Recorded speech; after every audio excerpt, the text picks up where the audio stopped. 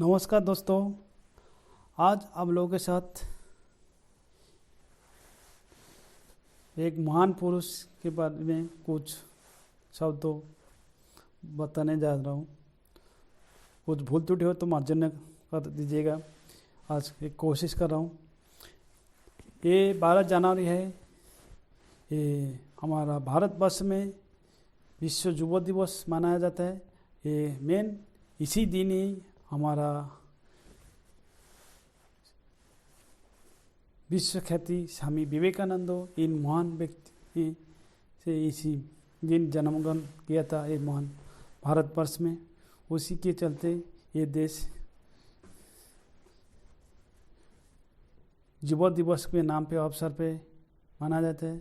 और ये स्वामी विवेकानंद इन महान व्यक्तियों से एक है जिन्होंने विश्व भारत में भारत का नाम रोशन करने का कार्य किया। आपने शिकागो भाषण द्वारा उन्होंने पूरी विश्व भर में हिंदुत्व के विषय में लोगों के जानकारी प्रदान की। इसके साथ ही उनका जीवन भी हम सब के लिए एक सीख है।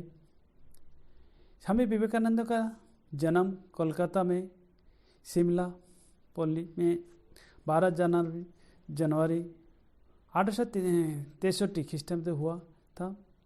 उनके पिता का नाम विश्वनाथ दत्त था, जो कि कोलकाता का उच्च न्यायालय के वकालत का कार्य करते थे। और माता का नाम भुवनेश्वरी देवी था। स्वामी विवेकानंद से रामकृष्ण परमहंसों के मुख्य शिष्य था। उनका जन्म के नाम नरेंद्र दत्त था, जो बाद में रामकृष्ण मिशन के संस्थापक बने। वो भारतीय मूल के व्यक्ति के उन्होंने वेदांत के, हिंदू दर्शन और योग के यूरोप और अमेरिका में परिचित कराया। उन्होंने आधुनिक भारत में हिंदू धर्म का पुनर्जीवित किया। उनके प्रेरणादायक भाषणों का अभी भी देश के युवाओं के द्वारा अनुसरण किया जाता है। उन्होंने 1893 में शिकागो के विश्व धर्मों महासभा में हिंदू धर्मों की परिचिति कराया था। स्वामी विवेकानंद अपने पिता के तर्कपूर्ण मस्तिष्क और माता के धार्मिक स्वभाव से प्रभावित तो थे। उन्होंने अपने माता को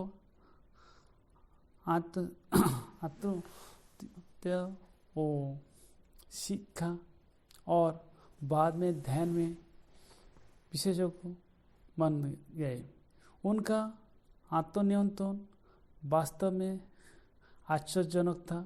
उनके प्रयोग करके वो आसानी से समाधि की स्थिति में प्रवेश कर सकते थे। उन्होंने युवा अवस्था में ही अलौकिक नेतृत्व की गुणवत्ता का विकास किया।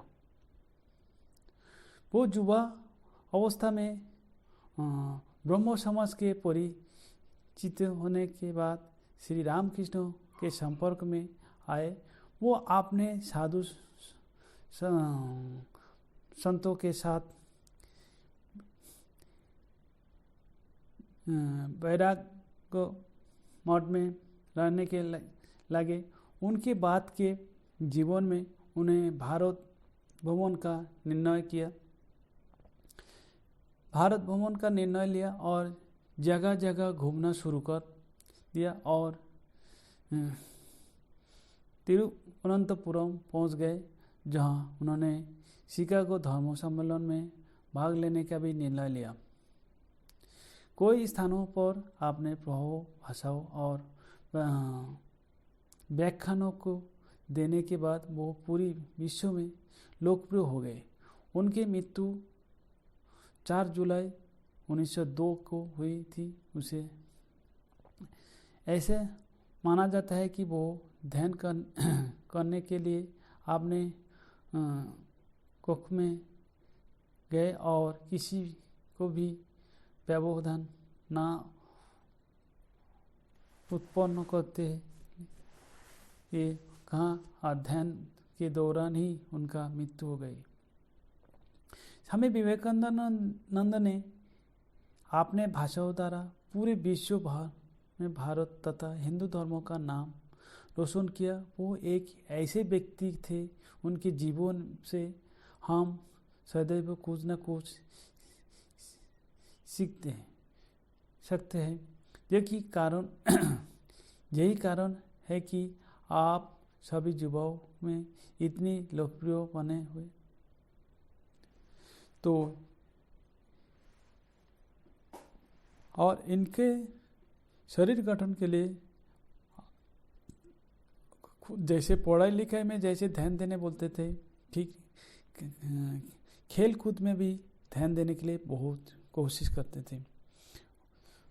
ओके दोस्तों, ये इसके साथ साथ मेरा एक दोस्त का स्वरचित कविता मैं पाठ करके, ये बंगाली में है, ये आप लोगों को सुनाने का कोशिश करूँगे। ये मेरा आज कुछ इनके बारे में ज़्यादा कुछ जानकारी नहीं, जितना कोशिश मैं मेरा दिल किया तो मैं बोला अब आज कम से कम कुछ ना कुछ चाहे छोटा मोटा भूल त्रुटि हो। ओके, आज ये बंगाली में है। আজিকার এই শুভ দিবসেতে এসেছিলে তুমি এই ভূভারতে, তব জন্মের শুভ লগ্নেতে আজি নবপ্রাণে সবে উঠে যেতে। হে তাপস, তুমি জীবনের এই মাঝে লয়েছ ত্যাগের এই শিক্ষা, মানুষের মাঝে মানুষের এই মতো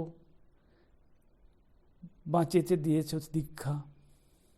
তুমি তরুণের যৌবন শিখা ছড়ালে বিশ্ব মাঝে, কর্ম জীবন বীর সন্ন্যাসী থাকুক হৃদয় মাঝে দীপ্ত প্রদীপ। তুমি যে জ্ঞানের, তুমি যে স্বামীজি তাই, ভেদাভেদহীন তব বিবেকের এই তুলনা কোথায় পাই। ভারত মায়ের সন্তান তুমি, ছড়ায় প্রেমের ছন্দ, পরম হংস কিংবা নিবেদিতা সবারই বিবেকানন্দ। শিক্ষা